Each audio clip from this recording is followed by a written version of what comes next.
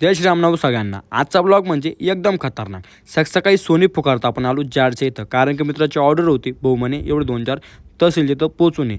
तहसीलच्या इथं आल्यानंतर आपण 2,000 पोचून दिले. तर आपण लगेच आलो मित्राला भेटायला. भेटायला आलो, गाडी बिडी लावली आणि मित्र लगेच नाही का एकदम फॉर्ममध्ये 2 बिटं केले.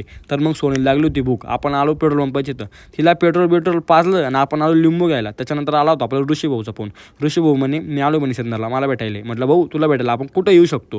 भाऊ थोडासा बोलला बिल्ला आपल्यासोबत. आपण लगेच घरी गेलो. घरी गेल्यानंतर आपल्याला लावायची होती भाऊला हळद, म्हणजे भाऊ म्हणजे आपला बोलड्याची आपण करायची होती आंघोळ. बोलड्याची आंघोळ केल्यानंतर भाऊ एकदम स्मार्ट दिसत होता, एकदम नाथखोळा.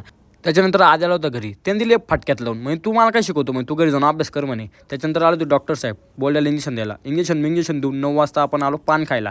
पान खाल्यानंतर आपण लगेच आलो स्टुडिओवर, कारण की स्टुडिओवर आपल्याला थोडे कामं होते, भाऊंचे कामं चालू होती. कामं झाल्यानंतर झोपली लागली होती. आता भेटू आपण पुढच्या ब्लॉगला.